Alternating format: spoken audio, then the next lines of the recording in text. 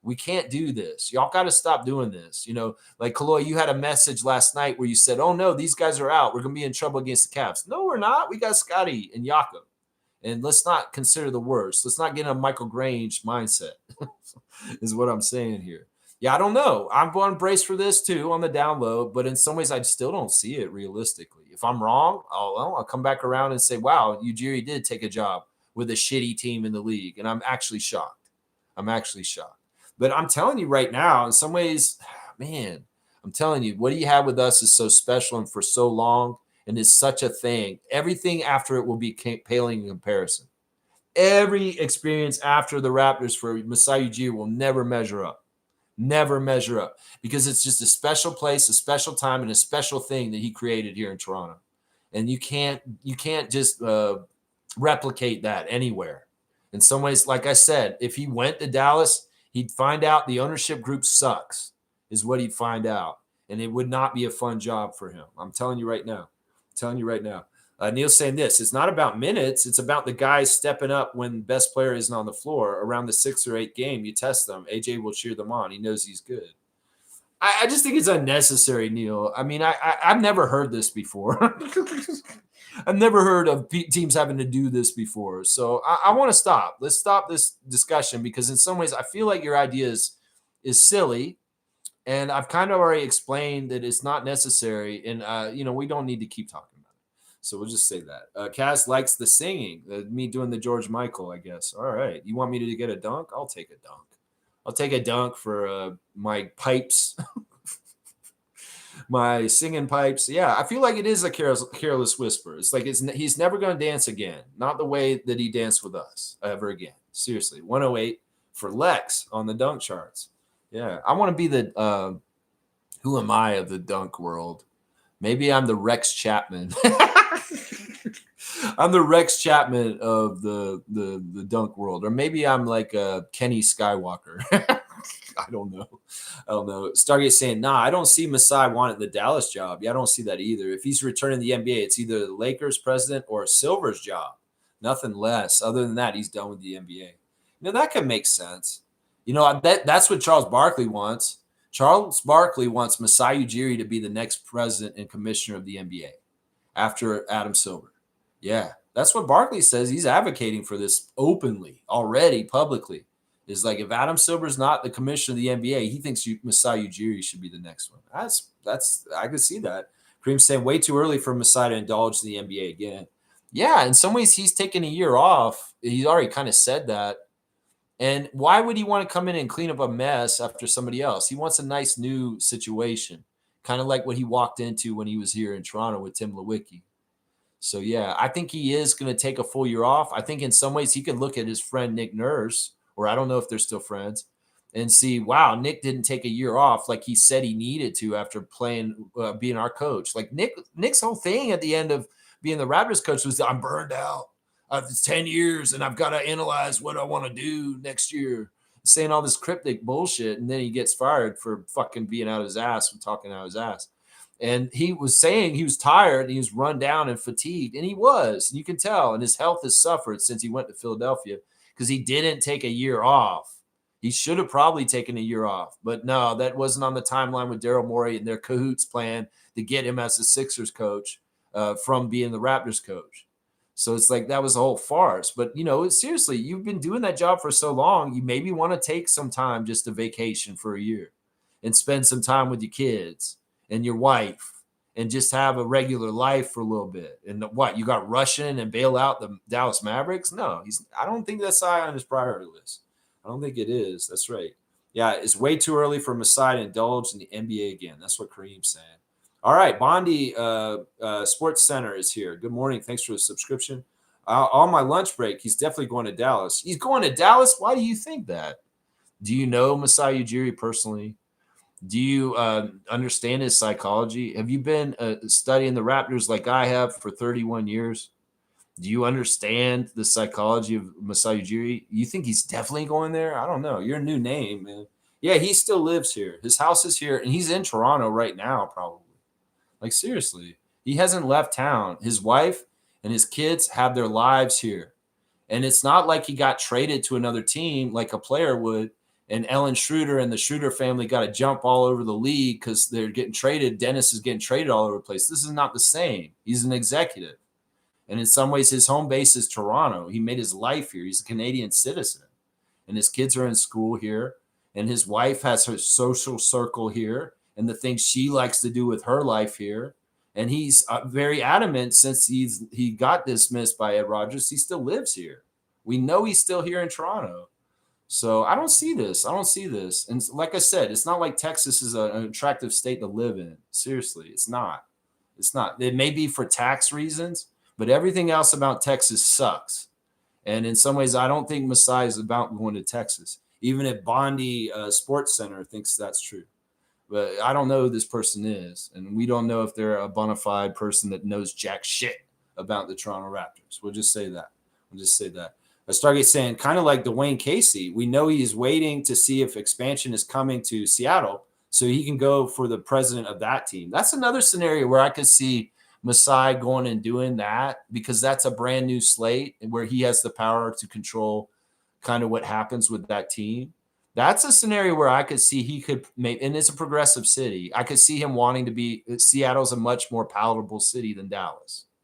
So I could see him doing that job possibly, because it's a clean slate and it's a new place. And, you know, if Casey's there too, in some sort of way, like I could see Casey being the president of that team, if not Masai. But if they tried to get Masai, they may have a shot, but I don't know. The price has to be the right, and it has to be something that Masai is attracted to. And I'm telling you, most of the jobs in the NBA are not attractive to Masai Ujiri right now. Most of them are not. Yeah. Let's see. Bondi is saying, I'm just glad he's gone from this team. Seattle's a possibility. You know what? You're fucking out of here. You know what, man? Seriously, you're out, bro. You are a one and done. I don't need people on this channel. I don't give a shit about your subscription. You can take the fuck off here, man. You're just glad he's gone? Who are you, Ed Rogers? Like, who the fuck are you? Say, I'm just glad he's gone. Nobody's glad Masai's gone if you're a Raptors fan. Masai Ujiri is one of the best things that ever happened to the Toronto Raptors. He's a very important person in our history. He always will be. And anybody who's glad he's gone is a fucking moron, is what I'll say right now. So, yeah, you don't get rid of a good person like this. Yeah, you're telling him to be quiet? No, it's all right. Chloe saying, that wasn't me yesterday, Lex. I want them all. Mitchell, Garland, Mobley, Allen, bring them on. No, it was somebody said, like when I did the report of the injuries, somebody said, oh, no, we're small. We're going to be in trouble against them. And I was like, don't chicken little this. We still got Scotty and Yak. And in some ways, we didn't have Yak when we played them the last time, and we still beat them. So this time we have Yak, and they're going to have Allen and Mitchell this time. Last time they just had Mobley. And it really was a matchup, Scotty versus Mobley and the C team of the Cavaliers. And we won that matchup. And it was an in-season tournament game. But tonight is not an in-season tournament game, but it has implications for Eastern Conference playoff standings.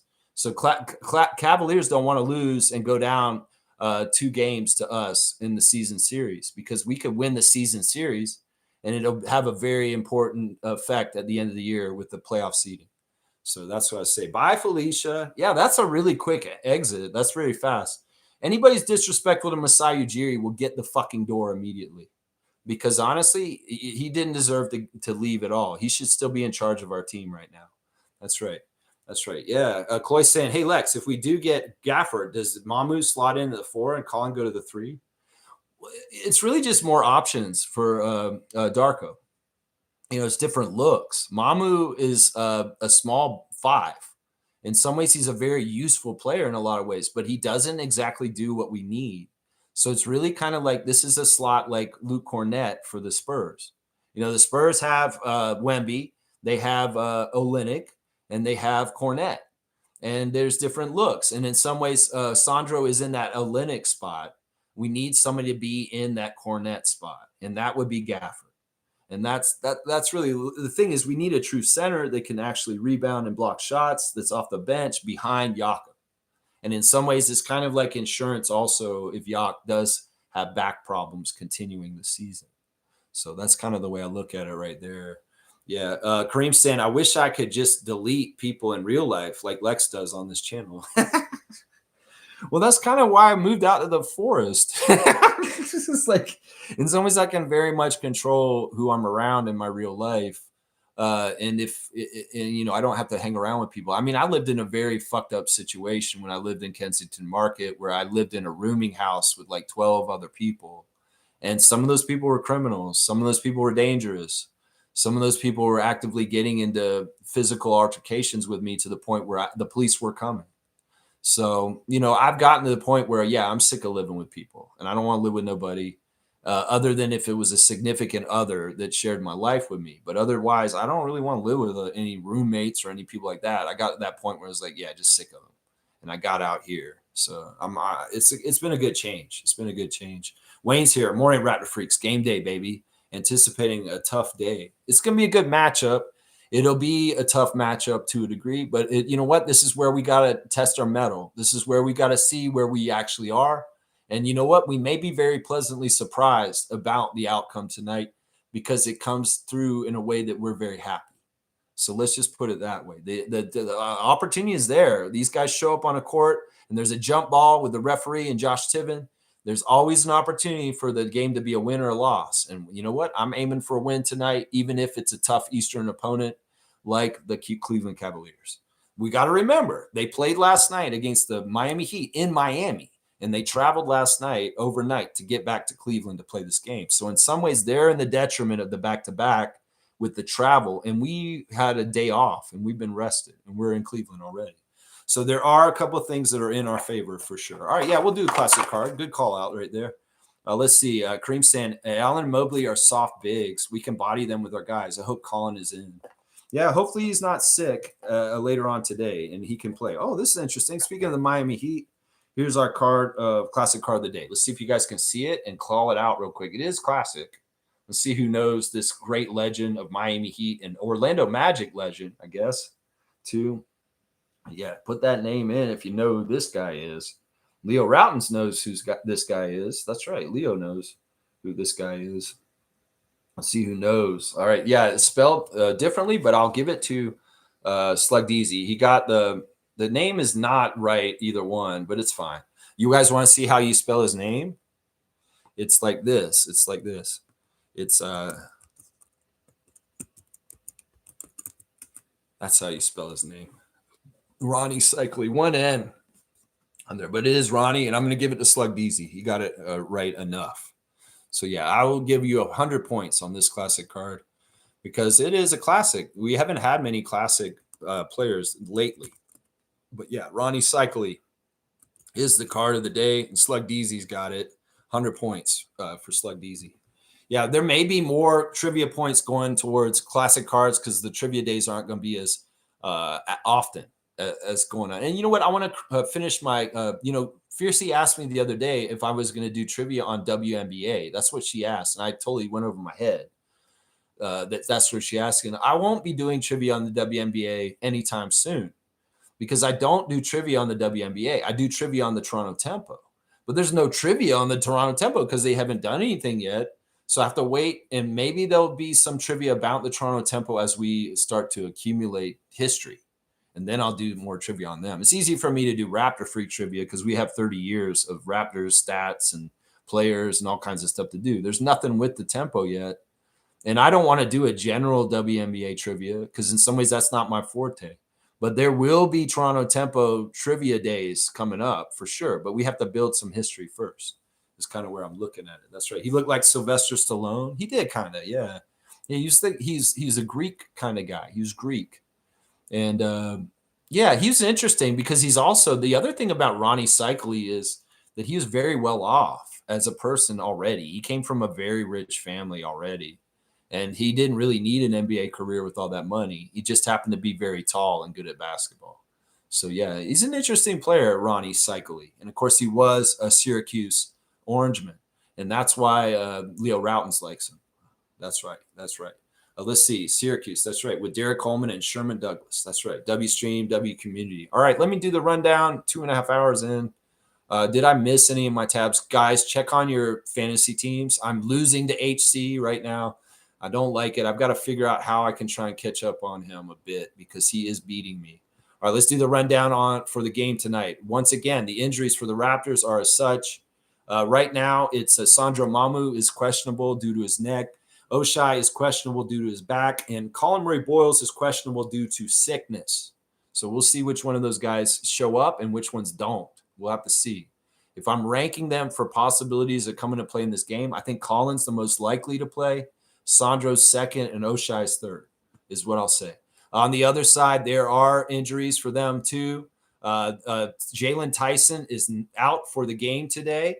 They're also saying that I think Jalen Tyson has a concussion protocol, so he will not be playing tonight probably. Evan Mobley is probably going to play tonight because he rested last night, so he's likely to play. Donovan Mitchell will likely play for the same reason.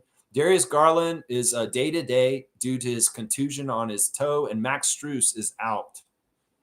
Is out right now. All right, I better get done because there's about to be a lot of noise here. Referees for today, Josh Tiven favors the Raptors. Kevin Cutler favors the Raptors, and Danielle Scott favors the Cavaliers. Let's go, Raptors. Let's play hard, play tough, and get out of here because my water filter just came on. It's noisy. All right, y'all. I'll see y'all tomorrow for the reaction, 9:30.